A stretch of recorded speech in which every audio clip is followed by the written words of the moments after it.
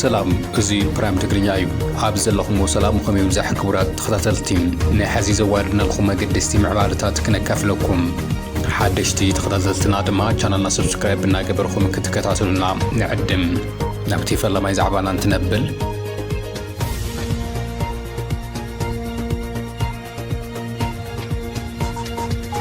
شامبيونا بسكليت افريكا بمخان وددر عزازمت صقي كحساي كيروس تግራይ ወርቃዊት ዝተሰየመ ስልማት ክትባ ምዃና ተገሊጹሎም ኣብ ሃገረ ኬንያ ይካየድ ኣብ ዘሎ ሻምፒዮና ብስክሌት ኣፍሪካ 2025 ንኢትዮጵያ ወኪላት ተሳተፍ ዘላ ትግራዊት ብስክሌተኛ ጽጌ ካሕሳይ ኪሮስ ሎሚ ሐሙስ 11 ሕዳር ኣብ ዝተኻየደ ውድድር ወድቀ ሰዓት ጁኒየር ደቂ ኣንስትዮ ተዓዋቲት ክትኮን ኺኢላ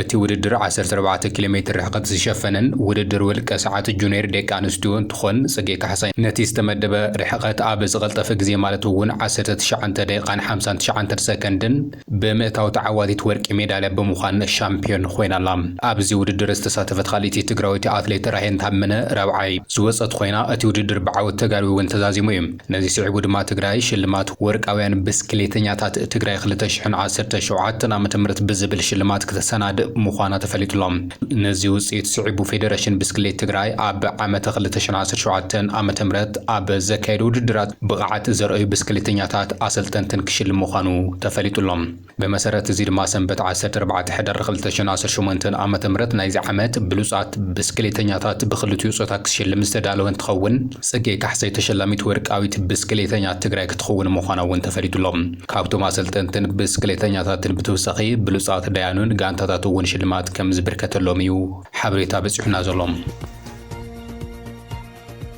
እና قتل زبررنا حيل جزاء تجري بقول بتحيزونا محدرنا هلونا بجزاهم تملوس مالت كاب قلد حليفو نوراري حليف خامها بكم زخنة تمزابلت وجنات أبز جلس لوزلو وان توسختي زبعت جزلهم يمرقهم تفلت اللهم እዚ ከምዚሉና ሃለው ካብ ቤተ መንግስቲ ጥብስን ጥርስን ዝቀርበሉ ዝተባለ ሓደ መኻር ኣብውን ኣብ ምዕራብ ትግራይ ተሸሊሙሎም ምጅማር ስራሕ መዕርፎ ነፈርቲ ሕሞራ ብዝምልከት ኣብ መዕቆቢት መዛብልቲ ሰብዓ ካሬ ዝርከቡ ነበርቲ ዞባ ምዕራብ ትግራይ ወረዳ ቃፍታ ሕሞራ ንሚድያታት ትግራይ ኣብ ዝሃብዎ መብርሂ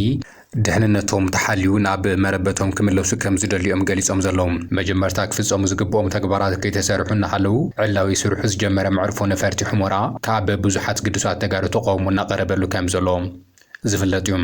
ናብ ዋና ከተማ ምዕራብ ትግራይ ዝኾነ ሰቲት ሕሞራ መንገዲ ኣየር ኢትዮጵያ ዝጀመሩ በረራታት ስዒቡ ሕዝውን ካብቲ ብሓይሊ ዝተሓዘ ምምሕዳር ናይ ሰዓርናኩም ፍኸራታት ይጋውሕዮም ዘለዎም ኣብ ትግራይ ዘሎ ሓይሊ ጸላእ እዩ ብምባል ኩሉ ትግራዋይ ኣብ ወልቃይ ዘለዎ መርገጺ ሓደ ስለ ዝኾነ ምስ ዝኾነ ትግራዋይ ኣካል ክዘራረቡ ድሌት ዘይብሎም እቶም ወረርቲ ኣብቲ ዞባ ዘሎ ህዝቢ ትግራዋይ ብምዃኑ ንብረቱን ሃፍቱን ይዘርፍዎ ምህላዎም ይግለጽ እዮም መንገዲ ኣየር ድሕሪ 5 ዓመታት ናብቲ ዞባ በረራ ስርሑ ኣብ ዝጀመረሉ እዋን በአማራ ክልል ወልቃይ ጸገዴ ሰቲት ሕሞራ ዞን የሕሞራ ኤርፖርት ስራ ጀመረ ዝብል ባነር ምስ ሕገ መንግስቲ ኢትዮጵያ ዝጣረስን ኮኔል ኻዝ ተገበረ ከም ዝኾነ ድማ ይግለጽ እዩ ዘሎም መንገዲ ኣየር ኢትዮጵያ ስርሑ ኣብ ዝጀመረሉ ፈላማይ በረርኡ ዘካየዶም በረራ ዘካየዱ ኣካላትን ብቐጥታን ብተዘዋወረን ኣብ ልዕሊ ህዝቢ ትግራይ ዝተገበረ ጆኖሳይድ ተሳተፍቲ ምዃኖም ድማ ኣብ ድሕነት ተመዛበልቲ ስጋት ፈጢሩሎም መዕርፎ ነፈርቲ ሕሞራ ዳግማይ ስርሑ ምጅማሩ ስዒቡ ሓሳቦም ዘካፈሉ ተመዛበልቲ ቅድሚ ምምላስና እቲ ትማሊ ኣፈናቂሉ ዘባረረና ወራሪ ሓይሊ ካብ መረበትና ክወጽእ ኣለዎ ክብል ሓሳቦም ገሊጾም ወሲኾም ድማ ግዛታዊ ሓድነት ትግራይ ከይተረጋገጸን ተመዛበልቲ ናብ መረበቶም ንምምላስ ዝግበር ኸይዲ ኾኒኖም እዮም እንተኾነ ግና ተመዛበልቲ ናብ መረበቶም ክምለሱ ግዝያዊ ምምሕዳር ትግራይ ምስ መንግስቲ ፌደራል ብሕብረት ክሰርሕ ከም ዘለዎ ይግለጽ እዩ ዘሎ ብተመሳሳሊ ድማ ተመዛበልቲ ከይተመለሱን ግዛታዊ ሓድነት ትግራይ ከይተረጋገጸን እቲ መንገዲ ኣየር ሕሞራ ስርሑ ምጅማሩ ፖለቲካዊ ከስቢ ንምርካብ ተሓሲቡ ከም ዝተሳለጠ ይግለጽ እዩ ዘሎ መዕርፎ ነፈርቲ ሕሞራ ካብ ኣዲስ ኣበባ ንሕሞራ ዓላዊ ስራሕ ምጅማሩ ስዒቡ ኣብ ቀረባ እዋናት ድማ ካብ መቐለ ሕሞራ ሽረ ሕሞራ በረራታት ከም ዝሳለጥ ፍልፍላት ይሕብሩ ኣለዉ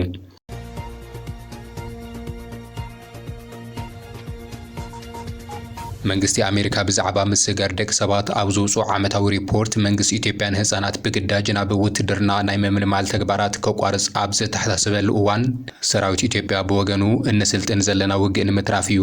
ወይም ብጸብለልታ ንምውፃእ እዩ ክብል ገሊጹሎም እዚ ሪፖርት እዚ ዝወፀ ሰራዊትና ዘዳሉን ዝስልጥንን ኩናት ንምክልኻል ክብል ኣዛዚ ማእኸላይ እዚ ሌተናል ጀነራል ዘውዱ በላይ ኣብ ዝተዛረበሉ እዋን ምዃኑ ነቲ ኣብ ዙርያ ሓይልታት ጸጥታ እታ ሃገር ዘሎ ዓለም ለኻውን ውሽጣውን ሓበሬታ ብሓደ ግዜ ኣጉሊሁ ኣርእይዎ ኣሎ ተባሂሉሎም እቲ ብሚኒስተር ጉዳያት ወጻኢ ኣሜሪካ ዝወፀ ሪፖርት መንግስቲ ኢትዮጵያ ምስጋር ደቂ ሰባት ንምክልኻል ብዙሕ ጻዕርታት ከም ዝገበረ ዋላ እኳ እንተገለጸ ነቲ ሽግር ኣብ ምግታእ ግን እቲ ዝተሓተ ደረጃ ከማልእ ከም ዘይከኣለ መደምደምታ ገይሩ ከም ዝነበረ ይዝከር እዩ። እቲ ሪፖርት ብፍላይ ድማ ኣብ ዓውዲ ጸጥታ ትኩረት ገይሩ ዘቕረበ ኮይኑ መንግስቲ ኣብ ትሕቲ መንግስታዊ መዋቕር ይኹን ኣብ ዝተፈላለዩ ዕጡቃት ጉጅለታት ኣብ ውትድርናን ስራሕ ጸጥታን ተዋፊሮም ዝርከቡ ህጻናት ክፍትሑ ክገብር ኣተሓሳሲቡ ከም ዝነበረ ዝዝከር ኮይኑ ወሲኹ እውን ንሰበስልጣናት ሓዊሱ ኣብ ምስጋር ሰባትን ህጻናትን ንውትድርና ኣብ ምውፋርን ዝሳተፉ ኣካላት ምርመራ ብምክያድ ከቢድ ማእሰርቲ ዘጠቃልል ጥብቂ ስጉምቲ ክወስድ ምክሪ ሂቡ ከም ዝነበረ ድማ ይዝከር እዩ። እቲ ሪፖርት ወሲኹ መንግስቲ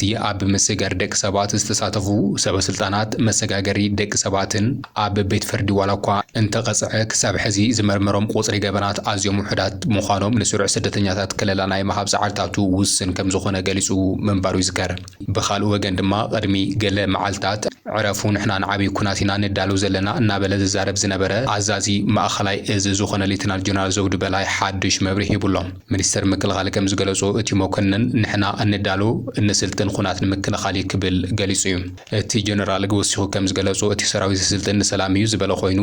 ላዕላውነት ኢትዮጵያ ንምሕላው ከምኡ እውን ኩናት እንተኣጋጢሙ ብብልጫ ንምዝዛም ኣብ ዘኽእል ናይ ምድላው ቁመና ኢና ዘለና ክብል ምግላጹ እርሰ በርሱ ዝጋጨው ሓሳብ ኮይኑሎ ማእኸላይ እዝ ኣብ ጸረ ሸፋቱን ስሩዕ ውግእን ኣብ ዝተኣማምን ቁመና ከም ዘሎ ዘረጋገጸ እቲ ጀነራል ካብ ፋኖ ዝገጥሞ ዘሎ ኪሳራ ግን ኣይገለጾን። እቲ ካልእ ዕላማ ናይቲ ስልጠና ኣብ ልዕሊ ጸላኢ ብልጫ ብምሓዝ ብዝተሓተ ኪሳራን ኣብ ሓፂር ግዜ ሽቶ ናይ ምውቃዕ ዓቕሚ ንምህናጽ ምዃኑ እውን ገሊጹ ነይሩ። ሪፖርት ኣሜሪካ ኣብ ውሽጢ ሓይልታት ጸጥታ ዘሎ ተሳትፎ ህጻናትን ምስጋር ደቂ ሰባትን ከእምትን ከሎ መከላኸሊ ኢትዮጵያ ብወገኑ ነቲ ናይ ምድላው ቁመና እቲ ሰራዊት ንሰላም ናይ ምውጋን ዕላምኡ የቃልሕ ኣሎ።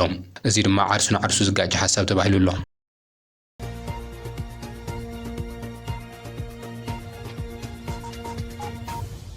ዩኒቨርሲቲ ዓዲግራት ኣብ ትምህርትን መጽናዕትን ኣብ ቻይና ምስ ዝርከብ ዩኒቨርሲቲ ሁቤይ ሓቢሩ ንምስራሕ ከም ዝተፈራረመ ተገሊጹ። ኣብ ፎረም ምትሕብባር ምህዞን ልምዓትን ቻይና ኣፍሪካ 2025 ዝሳተፍ ዘሎ ዩኒቨርሲቲ ዓዲግራት ኣብ ትምህርትን መጽናዕትን ኣብ ቻይና ምስ ዝርከብ ዩኒቨርሲቲ ቴክኖሎጂ ሁቤይ ሓቢሩ ንምስራሕ ሰነድ ስምዕነት ከም ዝተፈራረመ ድማ ዕላው ኮይኑሎም። ኣብቲ ብዩኒቨርሲቲ ሁቤይን ሚኒስተር ሳይንስን ቴክኖሎጂ ቻይናን ዝተዳለወ ፎረም ኣምባሳደራት ተወከልቲ ዝተፈላለዩ ሃገራት ኣፍሪካን ተወከልቲ ኣብቲ ፎረም ዝተሳተፉ ዩኒቨርሲታት ካልኦት ዕዱማት ከም ዝተረኸቡ ድማ ተገሊጹሎም። ኣብቲ ፎረም መደረ ካብ ዘስምዕ ካብ ተሳተፍቲ ሓደ ዝኾነ ፕሬዝደንት ዩኒቨርሲቲ ዓዲግራት ዶክተር ገብረ ሚካኤል ወልደ ገብርኤል ዓለም ለኸ ምትሕብባር ኣብ ሓይሊ ሰዓት ኣብ ትግራይ ብዝብል ርእሲ ከም ዘቕረበ ተገሊጹሎም። እቲ ፕሬዝደንት ዩኒቨርሲቲ ዓዲግራት የሳልጦም ዘሎን ቀጻሊ ዘሳልጦም ብዓለም ለኸ ምትሕብባር ዝፍጸሙ ፕሮጀክታት ከም ዘቕረበ ድማ እቲ ዩኒቨርሲቲ ኣቃሊሑሎም። ኢትዮጵያ ኣብ 2018 ዓ.ም ከተካይዶ ወጢናቱ ዘላ ሃገራዊ መረፃ ተቃውሞ እናገጠመ ከም ዝኾነ ተገሊጹ። ኣብ ክልል ኦሮሚያ ዝንቀሳቐሱ ፖለቲካዊ ውድባት ኣብ ዝሕዚ እዋን ኣብ ኢትዮጵያ ዘሎ ስርዓት ናብ ምርጫ ዘይኮነስ ናብ ዕጥቃዊ ቃልሲ ዝደፋፍእ ከም ዝኾነ ገሊጾም። ኣብ ፖለቲካ ኢትዮጵያ ኣስታት 30 ዓመታት ዝጸንሐ ፍሉጥ ፖለቲከኛ ዝኾነ ፕሮፌሰር መራራ ጉዲናን ዳውድ ኢብሳን ኣብዚ ሰሙን ናብ ፕሬዝደንት እቲ ክልል ዝኾነ ሽመልስ ኣብዲሳ ዝለኣኾ ደብዳቤ ኣዘራረበ ኮይኑሎም። ኣብ እዋናውን ጸጥታውን እቲ ክልል ኣመልኪቶም ምስ ፕሬዝደንት እታ ክልል ክዘራረቡ ኣብቲ ደብዳቤ ክዘራረቡ ከም ዝደልዩ ኣብቲ ደብዳቤ ዝገለጹ ኮይኖም ክሳብ ሕዚ ግን ዝተዋህበ ምላሽ ከም ዘየለ ተገሊጹሎም። ኣብታ ክልል ተቃውሞታት እናበርከቱ ኣብ ዝኸድሉ ዘሎ እዋን እቶም ፖለቲከኛታት ሕቱና እንተይተመሊሱ ሓደጉ ከመዝን ክብሉን ዶይቼ ቬለ ገሊጾም። ፖለቲካ ኢትዮጵያ ካብቲ ቅድሚ 6 ዓመት ዝነበረ ሰላማዊ ኩነታት ርሒቑ ናብ ዕጥቅን ቃልስን የምርሕ ከም ዘሎ ዝተዛረቡ ኮይኖም ብፍላይ ኣብ ክልላት ኦሮሚያን ኣምሓራን ዘሎ እዋናዊ ኩነታት ብምጥቃት ዘሻቅል ክብሉ ገሊጾም ኣለዉ። ብፍላይ ድማ ኣብ ክልል ኦሮሚያ ዘሎ ቁልውላ ብዝምልከት ዝፍጸም ዘሎ ቅትለትን ህልቂትን ሰባት ካብ ገዝኦም ወፂኦም ብሰላም ክምለሱ ዘይኽእሉሉ ኩነታት ስለ ዘሎ ነዚ ሓፈሻዊ ኩነታት ቁልውላው ኮፍ ኢልና ክንዕዘብ ኣብ ዘይንኽእለሉ ደረጃ በፂሕና ኣለና ክብሉ ገሊጾም። ፕሮፌሰር መረራ ጉዲና እቲ ቁልውላው በብእዋኑ እናገደደ ይኸይድ ኣሎ ብምባል ሸቐልቱ ዝገለጸ ኮይኑ ኣብዚ ዓመት ሃገራዊ መረፃ ስለ ዝካየድ ብሓቂ ናብ ዝበኣሰ ፀገም ክንኣቱ ንኽእል ኢና ክብል ገሊጹ። ቀዳማይ ሚኒስተር ኢትዮጵያ ኣብይ ኣሕመድ ግን እቲ መረፃ ኣብ ዝተተሓዘሉ እዋን ከም ዝካየድ ብምግላጽ ይቕረ ሕዚ ሰላም ኮይኑ ኣብ እዋን ኩናት መረፃ ኣካይድና ኢና ክብል ኣብ ፓርላማ ምዝራቡ ይዝከር እዩ። ካብ ፕሮፓጋንዳ ወጻኢ ዝበዝሐ ክፋል ኦሮሚያ ከምኡውን ዝበዝሐ ክፋል ኢትዮጵያ ዘሎ ኩነታት ዝገደደ እምበር ዝሓሻ ኣይኮነን ዝበለ እቲ ፖለቲከኛ ኣብ ዝሓለፈ ሰሙን ኦነግን ኣፍሪኩን ሓዊሱ 10 ሃገራትን ክልላዊ ውድባትን ዝሓቆፍ መድረኽ ካብ ተራ ዓጃቢነት ንላዕሊ ተሳትፎ ክልዎን ናይ ሎሚ ዓመት መረፃ እውን ፍትሓውን ተኣማንነትን ዘለዎን ክኸውን ዝጠልቡ ቅድመ ኩነታት ኣቕሪቡሎም። ኣብ ገጠራት ክልል ኦሮሚያ ተሽከርከርቲ ካብ ቀንዲ ጽርግያታት ወፅን ክንቀሳቐሳ ዘይምኽኣለን ከም መርኣያ ናይቲ እናገደደ ዝኸይድ ዘሎ ቁልውላዊ ከም ዝኾነ ዝጠቐሰ እቲ ፕሮፌሰር ኣብ ዝሓለፈ ዓመታት ኣብ ምዕራብ ኦሮሚያ ሰፊሕ ግጭት ይካየድ ከም ዝነበረ ዝገለጸ ኮይኑ ሕዚ ግን እቲ ግጭት ናብ ከባቢታት ኣርሲን ሃረጌን ይዝርጋሕ ከም ዘሎ እዩ ገሊጹ ዘሎ። መንግስቲ ብወገኑ ተቃወምቲ ፖለቲከኛታት ኣብቲ ዘቆመ ሃገራዊ መድረኽ ምምኽኻር ሓዊሱ ኣብ ዝተፈላለዩ መድረኻት ዘተ ክሳተፉ ከም ዝዓደመ ብምግላጽ ኣፍ ደገ ዘተ ክፉት ክብል ይስማዕ እዩ። ቅድሚ ሕዚ ፕሮፌሰር መራራ ጉዲና ምስ መንግስቲ ኣብ ዝግበር ዘተ ክሳተፍ ከም ዘይደሊ ገሊጹ ከም ዝነበረ ዝዝክር ኮይኑ ኣብዚ እዋን እንታይ ተቐይሩ ንዝብል ቢቢሲ ዝሓተቱ ሕቶ ምላሽ እንትህብ ንኸም መርዓ ዝኣመሰለ ነገር ኣይኮነን ንዕደም ንደሊ ልዝብ ግና ኣቢና ኣይንፈልጥን ክብል እዩ ገሊጹ ዘሎ። ብዙሓት ፖለቲካዊ ውድባት ተኣኪቦም ይውዕሉ እዮም። ኣብዝታት ዘይንሳተፍ ብዙሕ መኽሰብ ስለ ዘይብሉ እዩ። ካብ ዘተ ስለ ዝሃደምና ኣይኮነን ናብቶም መድረኻት እቲ ቀዳማይ ሚኒስተር ክዛረብ እዩ ዝመጽእ። እቶም ዝተረፉና ከም ንፉዓት ተማሃሮ ሕቶታት ንሓትት እሞ ምላሽ ይህብ ድሕሪኡ ይፍደስ ክብል ገሊጹ። ፖለቲካ ኢትዮጵያ ናብ ጫካ ተደፊኡ እዩ ዝበለ ፕሮፌሰር መራራ ጉዲና ናይዚ ምክንያት ድማ ምጽባብ ፖለቲካዊ ሃዋህው ዘስዕቦ እዩ ክብል ገሊጹ ኣሎ። ፖለቲካዊ ሃዋህው እናጸበበ ኣብ ዝኸደሉ ዘሎ እዋን ነቲ ፖለቲካዊ ቃልሲ በቲ ንደልዮ መንገድን ኩነታትን ደረጃን ክንፍጽሞ ኣይንኽእልን ክብል ገሊጹ። ዝበዝሐ ግዜ ዝእሰሩን ዝድፍኡን ደገፍትና ኣባላቶም እዮም። ነቶም ዝእሰሩ ኣባላት ተቃወምቲ ምግቢ ንምቕራብ እውን ኣጸጋሚ ኮይኑሎ ክብል ገሊጹ። እዚ ከምዚ ኢሉ ንሃለወ ኣብ 7ይ ሃገራዊ መረፃ ክካየድ ትጽቢት ኣብ ዝግበረሉ ዘሎ እዋን እቲ ብውዕሊ ፕሪቶርያ ደው ኢሉ ዝነበረ ኩናት ትግራይ ዳግም ክውላዕ ከም ዝኽእል ድማ ስጋኣታት ይምዕብል እዩ ዘሎ።